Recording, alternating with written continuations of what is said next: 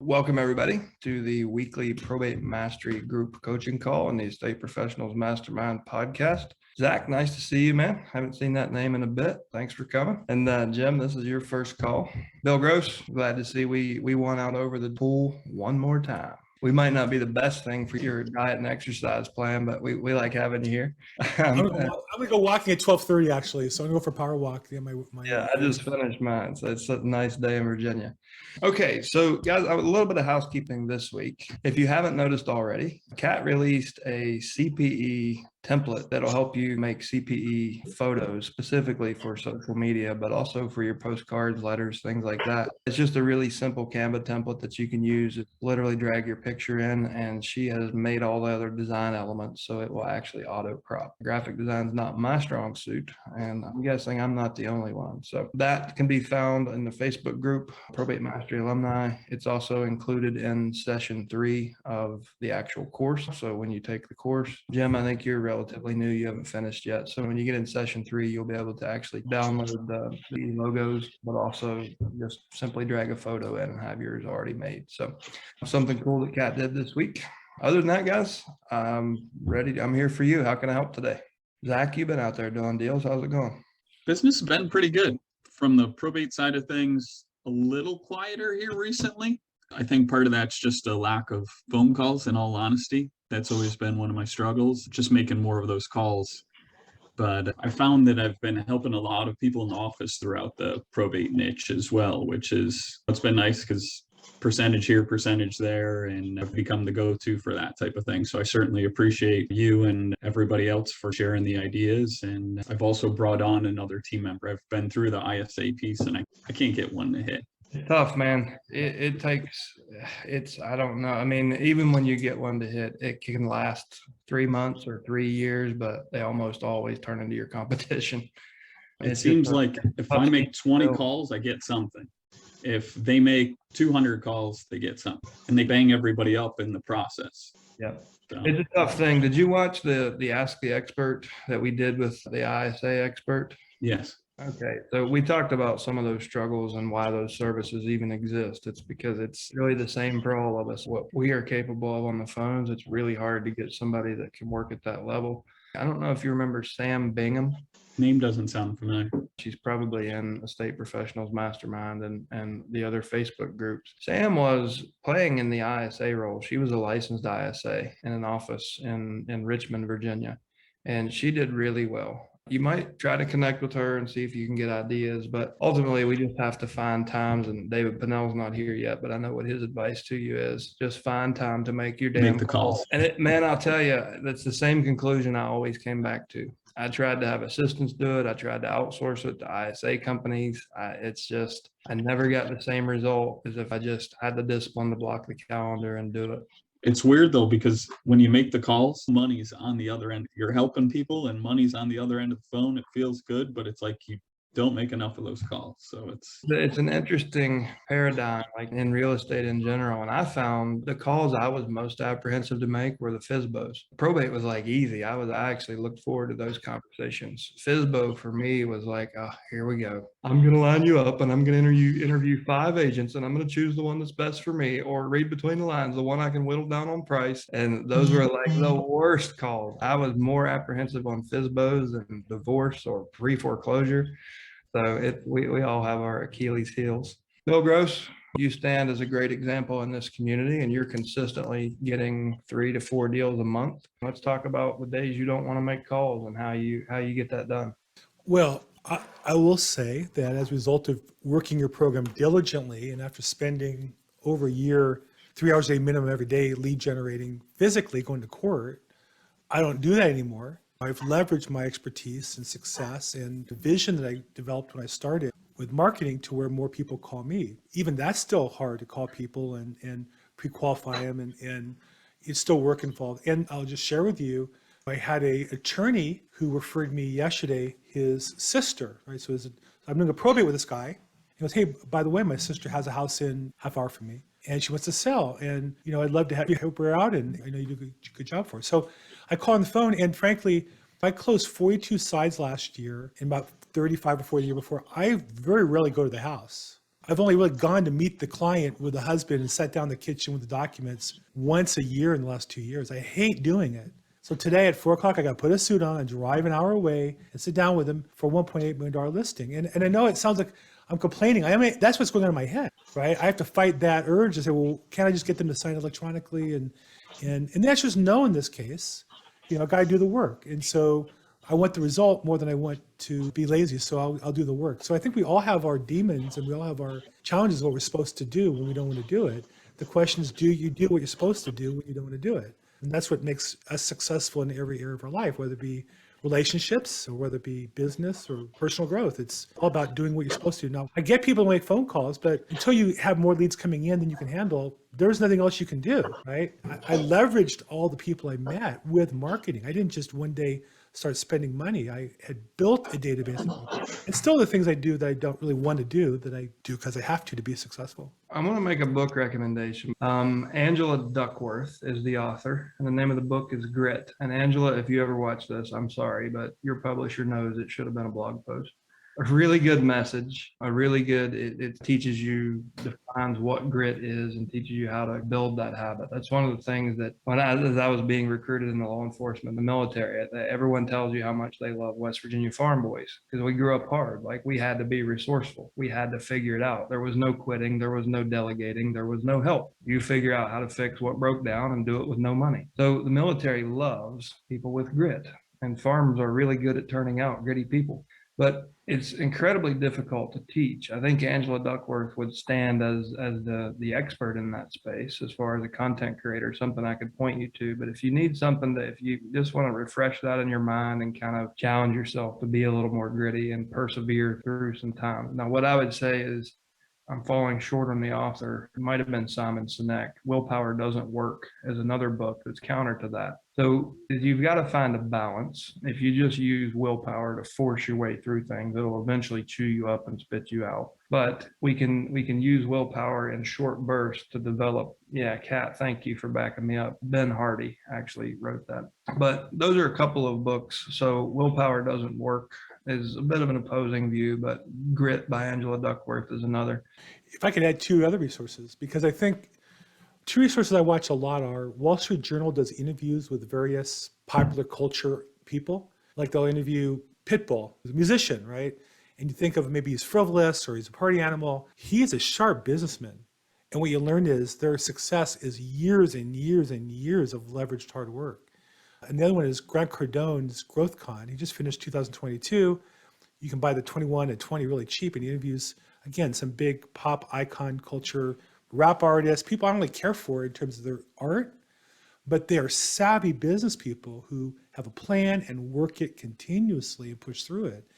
And I think you have to put in your head the opposite of culture today. Culture is all about walking around on TikTok and showing your rear end and people flocking to you to sell houses.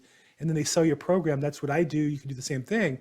I don't know. It doesn't work for anybody I know. But what does work is if you put a reasonable effort in every day over time, certainly in probate real estate, if you just did the work 3 hours a day to generate business, you'll make more money you know what to do with. And you'll be helping people and feel good about yourself doing it. So my best advice is if you really dig into people who are really successful, 99% of them it's a lot longer. You may have just discovered them, but they've been around for 10, 20 years and toiled away anonymously before they got some sort of big break.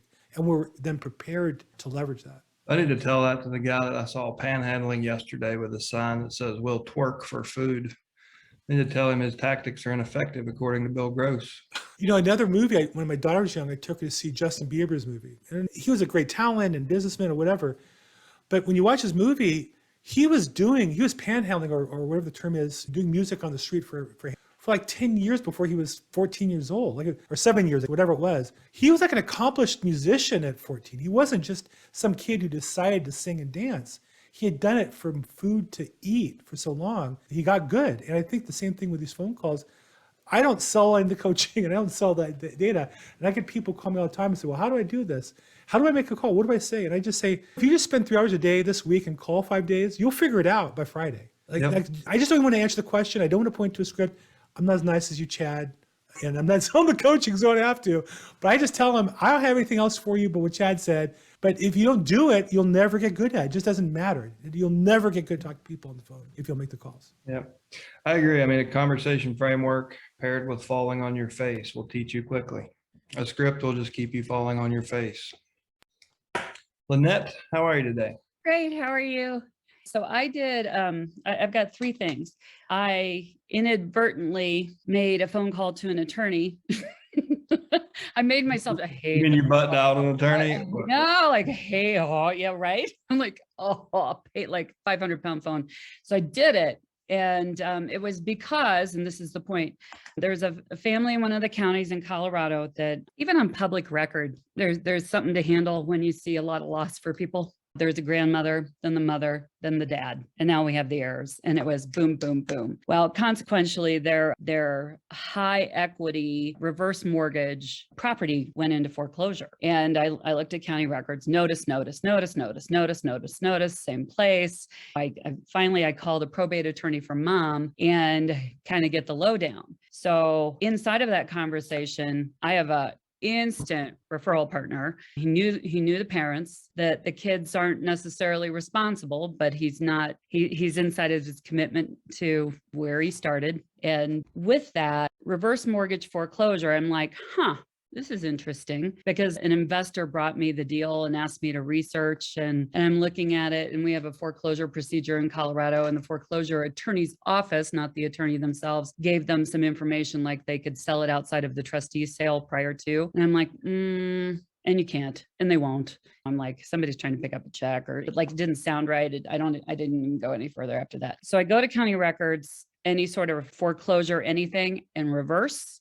These things are flooding into these counties. And this is prior to probate being filed. So I had like a hard, tedious, manual cross-reference search. And if anybody has a tool for that, I assume it's LexisNexis or some sort of data clearinghouse in the background where you can do probate, foreclosure, death, obit. I want to interject real quick. I think, Kat, can you drop a link to Propstream, please? So Propstream has most of the query tools that you need to actually pull that list. What you're probably looking for is under mortgage type, HECM, HECM mortgage. Show me a list of people in this county in Colorado that show up on the Social Security with a death flag. They call it pre-probate. It's just a Social Security death flag, that have equity, that have a mortgage that is HECM. I'm not 100% sure we can get that specific, but I'm pretty sure you can. It should show as HECM or reverse. Then you got your list. With the subscription, the link that Kat will drop will give you 10 or 12,000 exports a month. Well, I got really related to the value of the tool last night. And I guess the other part was I pulled it from public records, FHA, foreclosure only. Not that I want them to get there, but I'm looking specifically for whether they filed probate or not, because a lot of these families are just, in my mind's eye, they're handling everything they need to handle.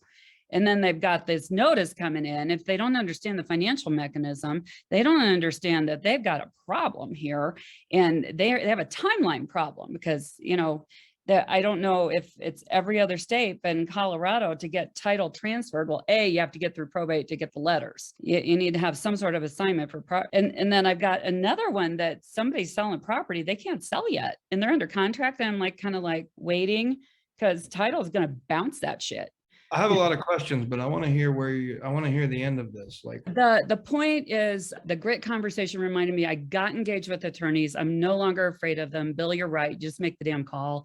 And I don't want to, and I didn't want to, and I'll do it now, because I got lucky. I didn't get a mean one. If I had a mean one, but I'd do it again. I would. I know I would. Okay. So I got a good one, and I'm sending him business already. And likewise, he goes, well, I've got the realtor. So I want that to be my hyper focus, because I think I can immediately bring value, and I don't need to wait for that probate lead, because they need me quicker. And there's a reason, and there's a real reason, because we're doing for sale quick, power of sale is happening under the statute. And this attorney group, it's a machine. I'm seeing the same name. And I'm like, okay. And then the other part is I want to buy them all. There's angel devil. You gotta I will come with the generous offering of everything, and here's your check, and thank you, and whatever their choice. The only thing you have to worry about is show them both, like Yeah. show them your halo and show them your horns. Like they'll choose. I mean, Kat and I were talking about this morning. The house that I'm completely rebuilding, I literally bought for 15 cents on the dollar. I paid 25 grand, and it will appraise at $250,000 here probably in the next 2 weeks. So you could say I bought it at 10 cents on the dollar ARV. But at like a fast market as is, I was about 15 cents on the dollar. They couldn't be more thrilled. Like they call me and check in. They're like, hey, how's it going? How's the house look? Do you have pictures? Send us pictures. Like they think it's the best thing ever. So you should work on your thinking there. It's not the devil. If you buy these homes with a ton of equity, a lot of times that's what they wanted. They just didn't know how to find it. They thought they had to go through a 90-day process. I want to jump back. Like I'm getting lost in the details of the devil's in the details, but I want to go back to, because I see an opportunity here for specifically for you, because I know things about you and your reputation in your market. What was the outcome of that particular property? Did it go through foreclosure? It is in foreclosure. We're in the middle of it. I'm working lockstep with the family attorney, and we're meeting. Trying to get an injunction to stop the sale? So I didn't know what to ask for. Can he do that? This is your opportunity. So if you're finding lots of these in your marketplace, and this is an attorney that you obviously are enthusiastic about having him on your team and the relationship, he has access to LexisNexis. He's an attorney. He can actually buy the golden database that we can't, because they do an interview process. He can get creditor information. So potentially you can get way upstream of everybody and specialize in reverse mortgage salvation. My God. And you and this attorney can approach it collectively. You can approach this, and it could be your niche. Now you're going to buy some, you're going to list some, but if you figure out how to stop the sale on this one, to buy the family time, to protect the equity, take as much video as you can get them to tolerate, to document the story, and then turn that into your specialty with that attorney, you create lots and lots of future business for both of you. You said there's no way to do it in Colorado. Here in Virginia, we can put the brakes on it by ordering a payoff statement and paying that amount. Now you have to pay for the substitute trustee and all the legal work they've done. You have to pay the penalties and you have to pay the full payoff. But you can walk up to a substitute trustee with the cashier's check and stop a sale right before he gets ready to auction it off. I don't know why you couldn't do that. Why would the lender want to incur the legal cost alone, not to mention the asset holding cost, when they could get their full payoff, penalties and legal fees paid? So that's a good question. The way the statute reads, and it doesn't mean there isn't an injunction possibility. I haven't found the right resource. The statute is 15 days notice to cure and then 24 hours before the sale. But I'm also like, why wouldn't you just take a damn check? Usually they will. The hard part is getting hold of the right asset manager or the substitute trustee. What I do, and I've done this, you guys have probably heard me tell the story about the house I bought in 2.5 hours, like phone call to deed in hand, 2.5 hours, done. And that was, I went direct to the substitute trustee and I said, just stop what the hell you're doing. I'm going to go look at this house. You'll hear from me in the next hour. And he did the deal, and his office literally stayed a few minutes late to do the deal. So even the substitute trustee doesn't want to deal with it either. They can do, that's you, Lynette. I was going to mute somebody else. But anyway, it's in their best interest to not let this happen as well. Go verify that it can't be. I can see where it might be 24 hours before, but make sure you verify that, because this could turn into a niche for you. So having a really, I always resisted like hyper specialty, but I also get the power of it because it doesn't stop. So I guess my question is, if we don't have letters testamentary and the note gets paid, how is title transferred? So let me think. Why can't we transfer title? Because they don't have the letters. So in that scenario, like let's say, how long is the delay to get letters? A couple of weeks? It depends on the county. I called the probate clerk and he's like, well, it depends. And I'm like, okay. Yeah, if you can't transfer title to the end buyer, I was overlooking that. I forgot that was one of your variables. You have cash, right? You're going to want to buy these. Ultimately, you want to be the buyer. So what if you issue them a first and you refinance them? So since you have liquidity funds, you just simply come in as a refi lender, get a payoff statement, refi, record your first position, and then write them a purchase and sale agreement and record your memorandum of sale. You've got multiple layers of protection on the deed at the courthouse. Oh, that's brilliant. Okay, so I think you'd be proud of me. I talked to a personal attorney yesterday to get all of this structured. Remember, we had that conversation, how maybe I needed some, and I've got all of it now. It's in the works. I've got that Serial LLC out of Wyoming, and I've got the other one that handles, I don't even know what I have. I've got it coming though. I told him what I needed and a blanket trust for the boys, my boys. Step in this, like, be prepared. Real estate attorney is well versed in notes and first deeds of trust. And like a bomb. He's good. So excited. Okay. He wrote books, so that might be there's your good. strategy. I was offered radio slot free for opening day for the Rockies. And I need a sound bite, and you can tell I don't have one. Even if anybody is interested in helping with that, I'm up. So. What specifically, as far as explaining what you can offer? Yeah, so I could go either way. I could do like a public service announcement. He did say he wanted me to for sure have an opportunity to promote the business and say what we do and who we are, and et cetera, et cetera. And I don't have a one-liner for that. Like, I show up the way I need to show up when I show up, and I make it happen. That's kind of it. When's the recording? April 8th. In 3 days?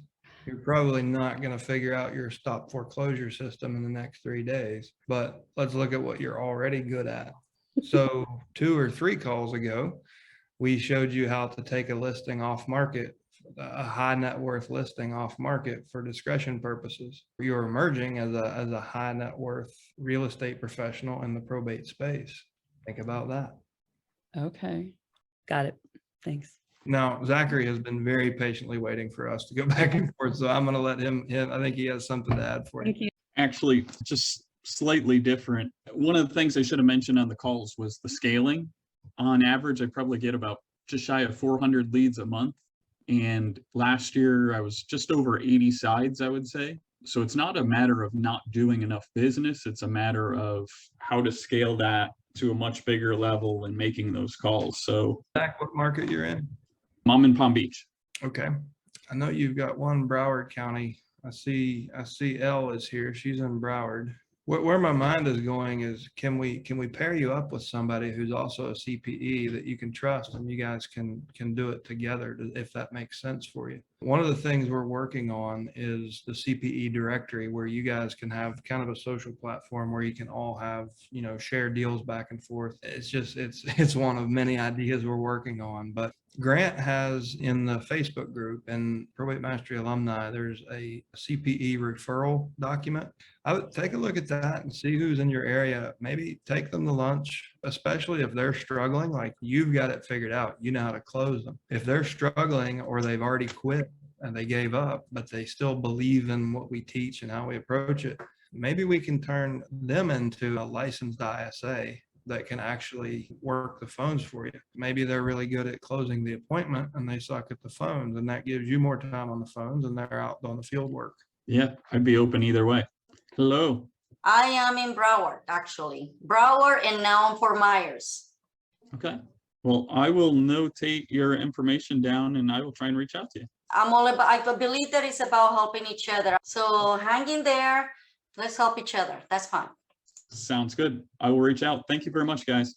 Yeah, and anybody listening to this, like, if you're finding this days or months later, one of the big things we try to do here, we really want to connect all you guys, because a rising tide lifts all boats. I've found that new business and new great relationships tend to find their way into your life more easily when you're not trying to hide everything you're doing. So if you're listening to this and you have an abundance mindset and you're in that Southeast Florida market, reach out, drop a comment below this video and tag Zach. Let him know, hey man, I listened to this episode. I'd love to help you out. If you're not currently a CPE and you would like mentorship from somebody who's setting the world on fire and actually has figured this out. And Zach, you've been part of the community for what, 4 or 5 years, probably?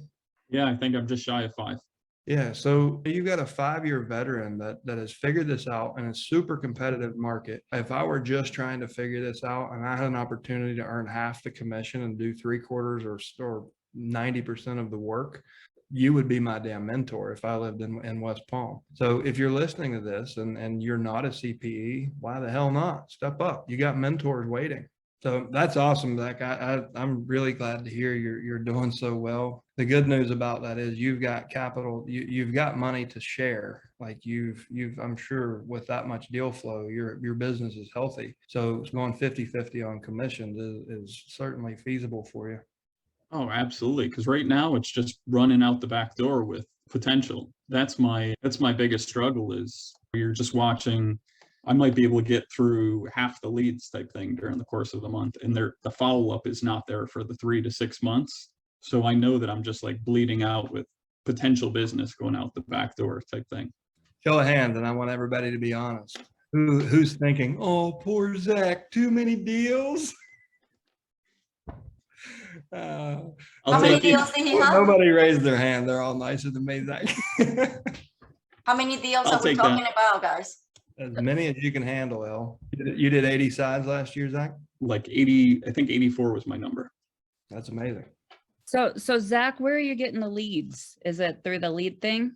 So the probate leads come through all the leads, but I would say the vast majority of my business is just referrals out in the marketplace. 16 of about 84 deals last year were from probate.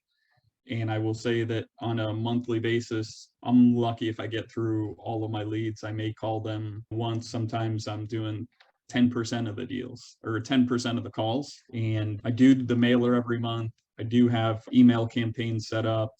I use the Forewarn app for pulling phone numbers that I might not be able to reach. And that's something that I would highly recommend to anybody struggling to get phone numbers. Forewarn, Forewarn. It's based out of Boca Raton, $20 a month. And if you have a phone number or if you have a first name, last name, and city and state, you can pull all their addresses, cars, convictions, background. It's pretty crazy. Hollywood Renee, hands up. Floor's yours. I love it. It's never going to die. Something I'd like to pitch to Zach. Zach, I also sent you a Facebook. We're friends on Facebook, but this goes for anyone else. So I'm going to toot my horn for 1 second, but this is meant for all the right reasons. I live in Los Angeles and also a very competitive market. One of my biggest skills is I've done so much cold calling in my life. I'm an investor-friendly realtor. I'm a realtor here in Los Angeles, but I'm very good on the phones. And I've done a lot of JVing with other fill in the blanks, wholesalers and so forth, where I call in other states and they give me the warm leads to close. That's the short of it. So I'm not an ISA. I really don't want to be on the phones for hours and hours, just banging through, trying to find needles in a haystack. I'll do it. I'm good at it, but that's not my intention. But what I will do and can do is I've got the setup to do follow-up for you. You know, we can, if you're not sure who I am and you want to do a contract or whatever, that's fine. But what I request is maybe like a CSV and you can send it to me. I have Mojo, I have CallRail. I can make a number that's a local number and call out to Florida, whatever. So utilize me. If you guys are like having a hard time with your follow-up, you don't have to pay me to do that, but I've done splits with people and that's how I get compensated. But that's really where something that has worked out really well for me. And if you want to talk more about it, we can. And sometimes you just got to throw your hat over the fence. So that's in response to Zach or anybody else on the call. And my last name is KIS as in Sam, CHE, which you can find me on Facebook, or I'll put my phone number in the side chat. And then completely separate, which is why I raised my hand, is Chad. I talked to, from last week's call, the lawyer in these 2 probates. I talked to her yesterday and she's so stoked to do some videos. And I actually found a videographer that I had not worked directly with, but had been privy to his energy and his work. And I really like what he's up to. And he's still doing, a young guy, like 22, has all the equipment, ready to rock. And so that's just going to be a lot of fun. I get to do, I think, some evergreen stuff. And anyway, it's all working out. So thanks for universally planting that seed. So it was fun in 1 week. That came to be. That's awesome. So thanks for bringing back the result. You actually did it. Yeah. That's awesome. Thank you guys for letting me share. Be well. See, when we put ourselves out there, look at what we find. Zach, you might have found your solution. And she's modest when she's talking about her skill set. You won't get her in the weeds. Renee, you took the live class, I don't know, 4 or 5 times, I think. And we had some very good conversations. When you get on the more creative side of things, when you're structuring deals with multiple options, Renee has that skill set. Yeah, She- I know a lot about she's one of subject the people to that, creative like, financing. She Mhm. really dug into session 2 and like, wait, we can do that. And like, so she knows how to monetize every conversation for sure. Thank you for saying that. And remember, I still am coaching directly with Chris Voss, who wrote the book Never Split the Difference, which I was already doing. I've been doing that the last 4 years. So that's probably my biggest unique selling proposition. And so a lot of people say to me on the phone, well, you don't sound like everybody else. You don't sound like you're hustling me. And that's not how I lead in life anyway, but just with my training and skills, that seems to go over very well, particularly in probate, as we all know. Renee, I think McKenna reached out to you about Chris Voss, and I think she may have gotten the wrong number because she's like, I talked to her and she doesn't know who he is. I'm like, that's not true. I'll email. Sure. It's in my email. Her and just say, hey, Chad, ask us to connect about Chris Voss. We're interested in actually bringing Chris into the community as a guest, like as a speaker for you guys. And I know you have quite a connection with him. So. Okay, very good. Thanks, you guys. I'll put my number in there if you need to reach out. All right. What a cool call, guys.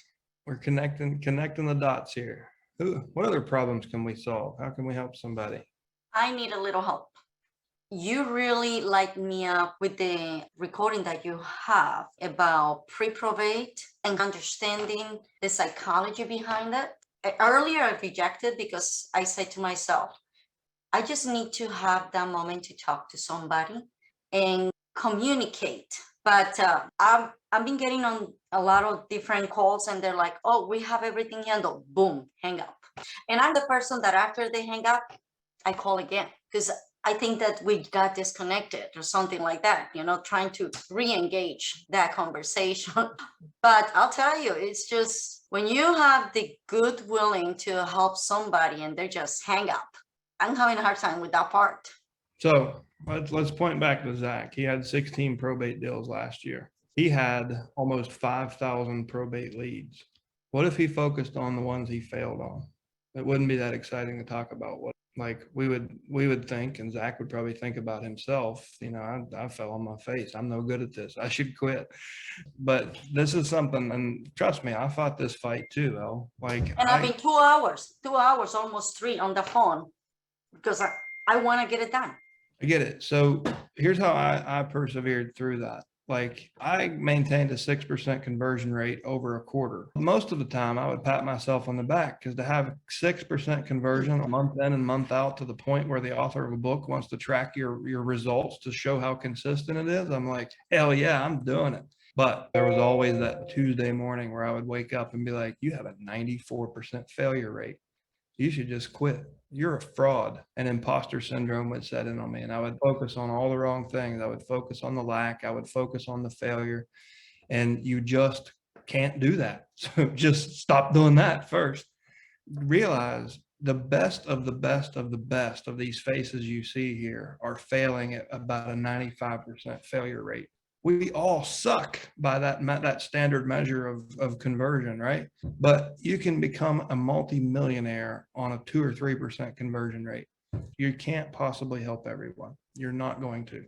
You're going to find 2 to 6% who are going to be just thrilled that they met you. And that's where you get your fuel from. That's what you focus on. Just prepare to be hung up on. Prepare to be told they got it handled. They don't need your help. What I ultimately came to understand, 25% of families are more affluent and they're more proactive and they've got their shit together. So everything's done the day they file probate. They've already got half of it done because in their mind, that checklist was being prepared before the death even occurred. Another 25% stick their head in the sand and act like it's not happening because emotionally they're just not sure how to deal with it. And you can help them. Those are the really good ones 6, 8, 10, 12 months down the road. But they're going to tell you right now, you're a damn ambulance chaser. Leave me alone. We've got it handled.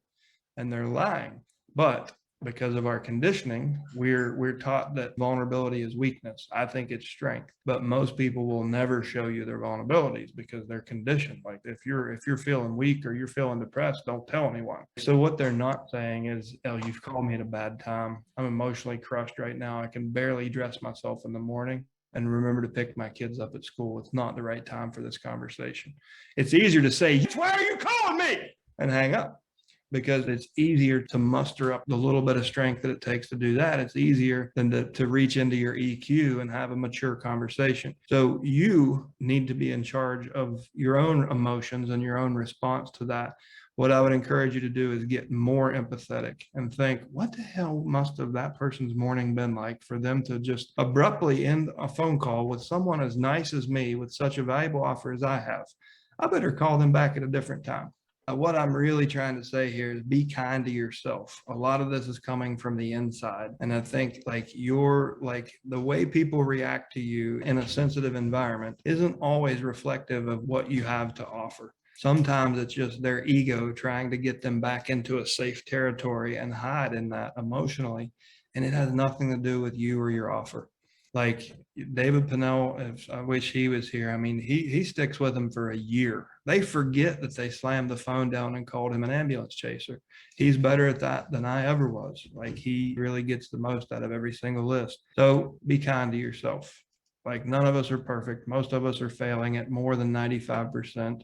But everybody's making a good living, and we all have stories of the people we've helped and the impact we made. So don't quit. Number two, the fact that you just picked the phone back up is awesome. I love that. And what I would recommend is you pick the phone back up and say, okay, listen, this is L. One of two things happened. You really didn't understand what I was talking about, or you really think everything's handled and you're about to get your assets handed to you. Which is it? And be abrupt. You can figure out what language to use, but the point is be abrupt so they know that this is a different conversation. And most people who are early in the process, they think it's going to be really simple and it's no big deal. And the attorney told them what was going to happen. And then it goes sideways. About 3 months in, the work piles up, the creditor period is over. All these things came in. The attorney wasn't checking in with them and making sure they were progressing. And then they're really stressed out. So keep calling until they say, I do not have a need for your service. But most of the time when people say we've got it handled, what they're telling you is, listen, I know you're just like the last son of a bitch called and you've got a selfish offer to buy the house for pennies on the dollar, and I have no damn interest or time for that right now. Leave me the hell alone. That's what they're really saying. And it's your job to differentiate yourself early in the conversation. Hey, my name's El. This conversation is probably a little different than the ones you've had with other people. I've actually got a social enterprise right here in Miami just for helping families going through probate. So I'm not going to come at you and try to steal your house, but I am going to come at you and say, what would you delegate if you had an expert to get it off your plate today? Start using different approaches to the USP. Just try things on for size. Like if you're getting the same result over and over and over and it's wearing you thin, don't be afraid to try things on. But the idea is be abrupt and differentiate yourself. Use terms like, we have a team of people specifically built to help families. We have a social enterprise. We have a service that you've probably never heard of. I'm calling today to talk to you about something I'm betting you've never heard of before. And you're going to think it's too good to be true. And your first question is going to be, how much does all this cost me? And the answer is 0. Have you got 5 minutes? Things like that. Be really abrupt. Have fun with it. But don't get so damn discouraged, and be kind to yourself. Like, maybe helping Zach with some of his calls might be a good way for you to just get more at bats. You got it. Don't give up, please. You've got a will to serve like I've seen in very few people else. You're going to figure this out. You keep showing up. You keep being, you don't mind being vulnerable and asking for help. Elle, are you licensed? Yes, guys. Yes, I'm licensed in Florida. Okay.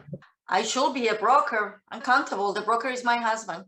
That's easy. So reach out. I may be able to hook you up with referral agreements. Do you speak Spanish? Tell me you speak Spanish. Yes, and understand Okay. Portuguese also. Oh, okay. So I'm happy to work together under my license in Colorado when I have Spanish speaking individuals with somebody that understands and compassionately can walk them through. And I can't do it, Elle, because hola, that's what I have. Okay. And Thank you, it. guys. Thank you. This Okay. is the vitamin that I needed. I cut my lawn. I started blowing the leaves this morning, and I listened to the YouTube. So these YouTube videos, these retrievings about different subjects it's food for the soul. I remember this morning listening to you, Shad, to that YouTube video about distinguish yourself from the others. You're not the mass. It's offensive when an attorney tells you that, oh, the realtor. No, you're not any realtor. You have an enterprise. I have a social enterprise. I have a company, a team of professionals that deliver results. And I'll tell you, that was huge. Did you reach out to Savannah after we did that interview? I'll tell you, I've been getting my ass beat the whole entire past week calling people because I got to make it rain. Okay. So you're the person that I referenced in the interview with Savannah. She's right there in your backyard. She's a probate attorney with a huge heart and a valuable service. I want you to go meet with her. Like, I'm planning this weekend. I really want you to connect with her, and you've done your work. You deserve the deals. And like, she can be a really good way for you to get some easy at bats, like some inbound referrals from an attorney who's got a very consistent set of values to you. So, No, and the international part, the global, as I did presentations for brokerage, basically for builders, that should be great on that side. Yes. Thank you so much. yeah. All right. And if anybody needs an Appalachian translator, I'm your guy. I'm there. So if you guys are running into slack jaw yokels and you need help, I'm your guy. All right. Melanie had something to add. Yeah. So I can relate to exactly what Elle's saying. I introduced myself a couple of weeks ago. You were not on that call, Chad. And I'm in the Tampa area, and I'm an agent as well as a nurse. And so what I've done is I've created a different marketing package for myself. And I'm going to tell people, just don't give up. I'm really fairly new to this, and I've really held in the background and listened and taken it all in, and really admire all of you for your tenacity and going after it. And you've like infused me with that vibe of positivity to keep moving forward, because I felt like, oh, I'm like, what am I doing wrong? What is it that's preventing me? So I got a bunch of letters, and I hired REI Print and whatnot, and I just revamped myself, and I put myself out there as the probate nurse, and I'm sending that to people, and they're calling me and they're going, what is that? I've had probably 20 calls since last Monday. And I got a deal that I scored pretty large down in St. Pete. And he also needs a condo to downsize. His story and situation is so brutal. He lost his wife and his daughter within like 11 months. And he really was so incapacitated that he's not able to do much of anything. So he needs me and my whole team.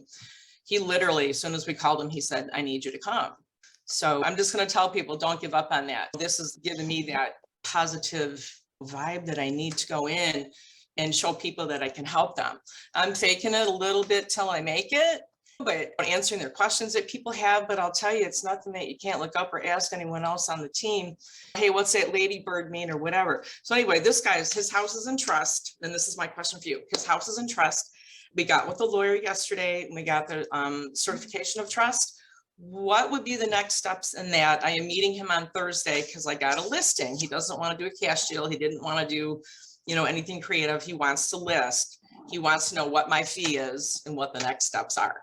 So where would I go with that? Hand him the blue pen. Like, it's done to me.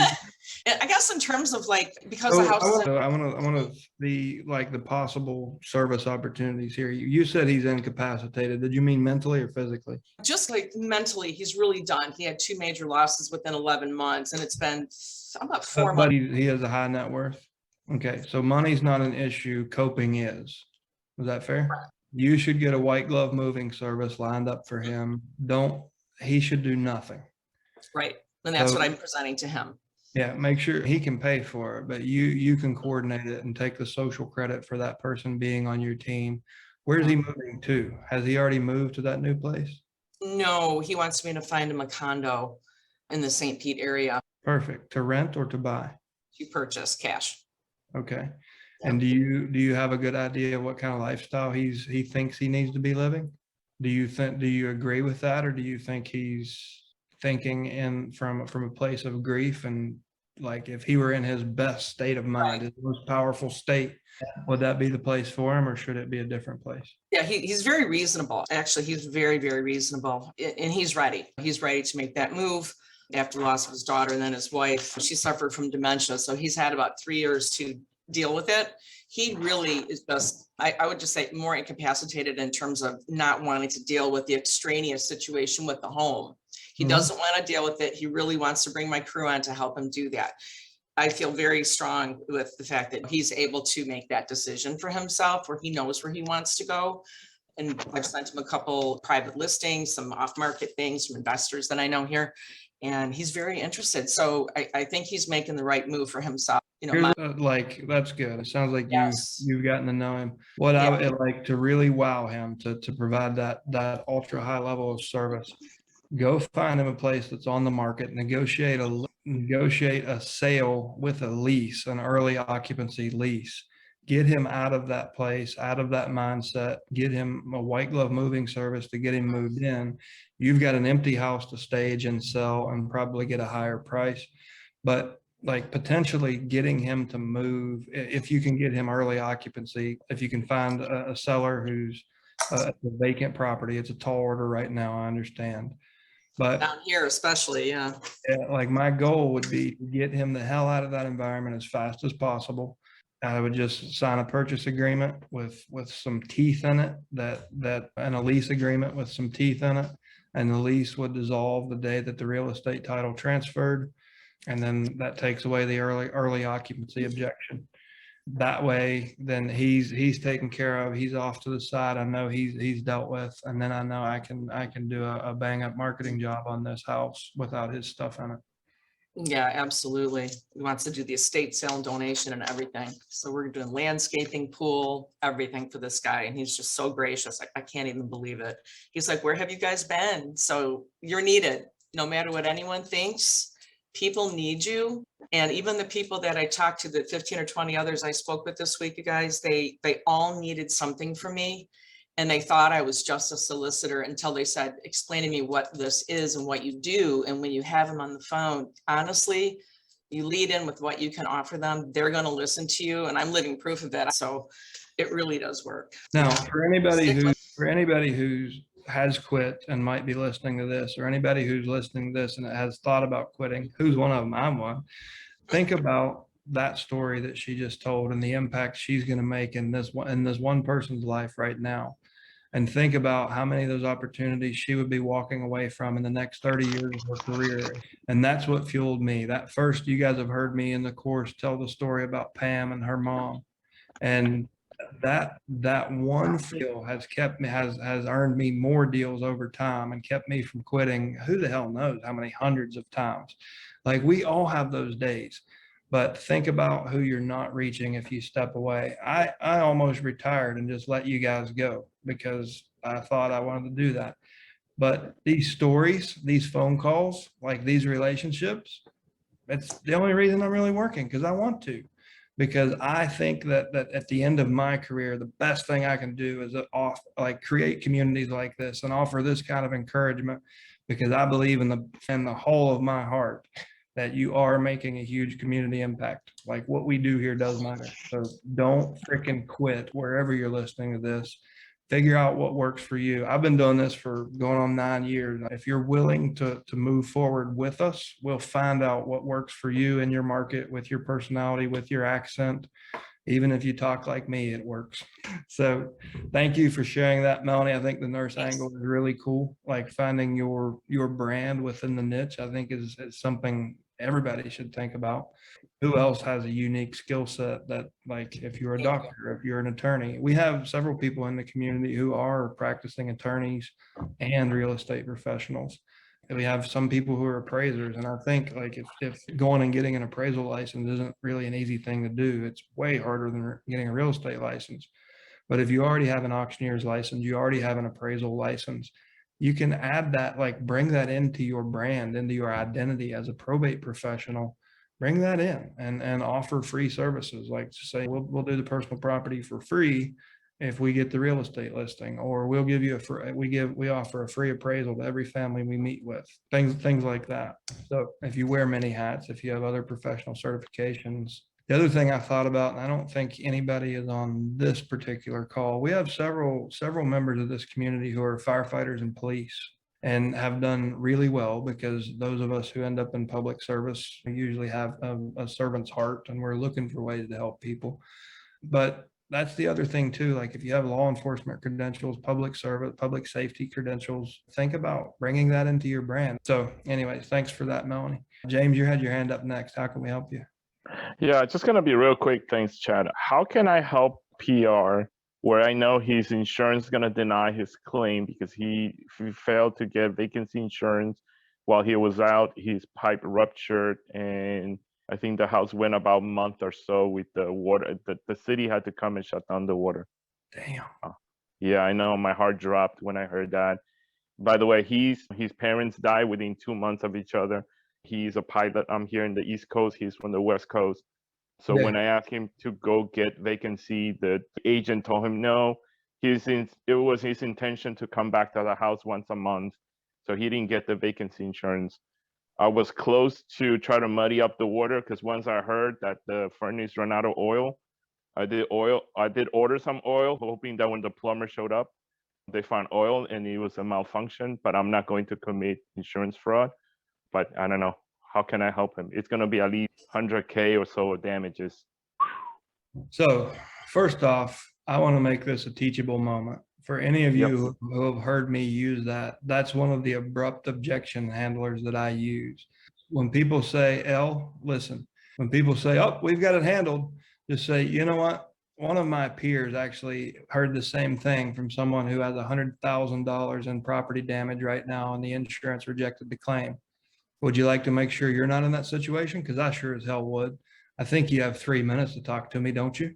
And it's a way to abruptly stop those people who think you're just another wholesaler, another person who can't help them. We can pull from stories like this from our community. If you don't have your own, you have James's now. This is the real life example of why we do that.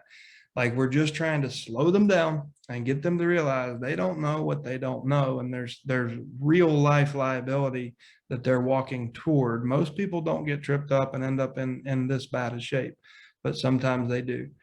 James, next is a compliment to you. You tried. And the fact that you were thinking as a servant to the level you were going to go buy $6 diesel and put in a tank to get a furnace going again. Good on you. It shows your heart. As far as what you can do for them, is there any cash in the estate, or does the personal representative have cash? Yeah, so we're gonna move forward now with the bond. What is it? He was trying to avoid some, the bond, some expense on that, but we're gonna move forward. I know there's some life insurance, so I'm trying to get him quick cash at this point. And by the way, and just to go back to your story, at some point, hopefully I'll do a heck of a job. They're going to give me a testimonial. I'm going to document this as a way of advertising the future. Give them the actual proof. This is the damage this person suffered, and hopefully that will work. Can you do me a favor? I would like for you to pull out your phone when you're at that house and show the mess that it is, and talk directly to this community and tell them why vacant insurance is a must and why. Better yet, so I just want to trash ServPro because they did like, I guess at that point they were trying to muddy up the water. They want to gain, but I do have one of those 3D pictures that they come and try to take for the insurance. So you could actually literally walk through it as a 3D image. You could actually see the damage, all the clutters and all the stuff. Yeah. Well, whether you post a video and that, I would like for others to be able to learn from this experience you're having. It happens every day, and it's not every day we see it and everyone gets a chance to see it. It's something I've taught for years. Like, I've just been lucky. I had over a dozen houses before I even learned that they weren't insured, even though I was paying a premium. So it sounds to me like they're just looking to get rid of the asset now at whatever price, not actually fix it up and maximize equity. Is that the case? That might be an option, but I think if it all depends how much cash he's going to get. If he could get to the mom's life insurance and all that, he might be able to think about partnering with someone. And that's what I think I'm going to probably step in and help him with all different options. So it all depends how much cash they get at this point. Yes. Okay, so I was going to suggest the multiple options. This is a really good one for that. So is he the only heir? And he is the personal representative and has the letters, right? Correct. And actually, so the house is already in a trust, so we could already move forward with. Perfect. Yeah. We can do anything with this one. Yep. So you can That's the call I'm late for. He can wait. You guys will see him next week. So you can partner with him yourself. You could bring in one of your investors to offer a partnership. You could obviously just sell it for cash quickly and make it someone else's problem. Those are all, I think those are the most, as far as maximizing equity, those are the best options right now. Okay.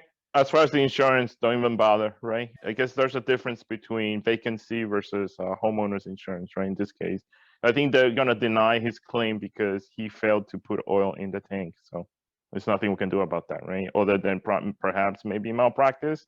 You can sue them, like he can sue them, but quite honestly, you're probably looking at 2 to 5 years of mental drag. And is this a pretty sophisticated individual? No, No, not. he's an airline pilot. Pretty simple life. Yeah, I usually don't recommend litigation for anyone who like unless you want to get in there. So I brought that, but I don't think we're gonna go far, and I don't think at this point they're gonna put 2 to 2 together. Claim's gonna be denied, so we're just gonna move forward, try to move forward with the state. Yeah. But yeah, I'm sorry. No, this is really good. Obviously clear this with him in case he ever sees it. But say, listen, Mr. Seller, this is a situation that I warn families about all the time, but most don't believe me. Do you mind if I document your situation and include it in my probate marketing so we can avoid, make sure this doesn't happen for other families? If he says yes, you can repurpose that content. So it can be here in this community as learning content for how we can serve others, but you can put it on your Facebook. Like if you've started the community Facebook group, if you have a blog, you can even buy, this is one of those ideas where you can go to GoDaddy, grab a domain for $10 and call it, don't forget the insurance, probatewithoutinsurance.com would be the one that, like, grab that domain, create a redirect to the blog post and send out a postcard that says, I've tried to reach you 3 times. I can't get a hold of you. It's important that you know what I'm offering is different than other people you've spoken to. Just go to probatewithoutinsurance.com and you'll see how I treat families. They'll call you when they're ready. But there's a lot of things you can do with this. And like I said, just get his permission so he doesn't eventually come back and go, oh, you're going to profit from my pain. But it sounds like you're in this for the long haul to make sure he gets the help he needs. So make sure you get the credit, all the credit you can for serving at the level you are. Yep, that's eventually, I think that's one of my payout is to be able to document this and building a report so that we could use this experience actually and help all the families. I think that's ultimately the biggest payoff that I'm looking from this. Okay. Thank you so much. Yeah, thank you, James. Renee. I got lost in all the shares and I'm sorry, I took a bite of food, but I think where I was going is when you were talking about with Elle, just to keep going. I have made thousands in the last year of cold calls, and what I can say that probably works is to some advantage, being a woman's voice on the phone helps, because a lot of the people that are hustling these folks are really either in a call center or they're young and they typically are men. And just calm down and slow down and know that it's all going to work out. And without sounding too leftist, I know I live in Los Angeles in Wooville, but if you just get grounded in yourself and calm and re-present yourself to every phone call, even if you have to go around the block or get up and just shake it off, because people really feel that energy. I don't really say a whole lot of different stuff than probably any of us are on the phone, but it's just calm down and slow down. I think that's also a differentiator on top of the really wonderful things that Chad is saying verbally is a differentiator. So try that, you guys. That just seems to work for me. So just wanted to share that and just keep going. No one's made us be here. This is a lot more challenging than people think it is. And there's a reason why there's so much attrition in real estate, because people don't want to do the work. You're either going to spend a lot of money on mailers, 5, 10, 20 grand or more a month, and that works, or you're going to get on the phone and talk to people or door knock. That's it. That's it. You got to talk to people, and people will be mean to you and hurt your feelings, but just keep moving, because we all have those stories. So thank you for letting me share, but just keep going. People need our help. Thank you. So thank you for that, Renee. Like, so Thank much you.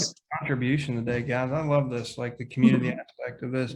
Well, I'll second what Renee has said. Obviously, I talk probably too much for a living, but I've done it on YouTube, I've done it on the phone, I've done it from stages, and I've gotten from people who have never seen me speak, never heard me. I would say the most common compliment that I get is, you're so calm and humble in doing this. And I think I learned that over time. Like, I was a pretty high strung salesperson. I was law enforcement, pick a target, get it done. What's the objective? What's the goal? Burning up the phone. And that didn't serve me that well. And I think I learned, like what Renee is saying, like, I learned to slow down. I learned to think more about the other party than I did myself.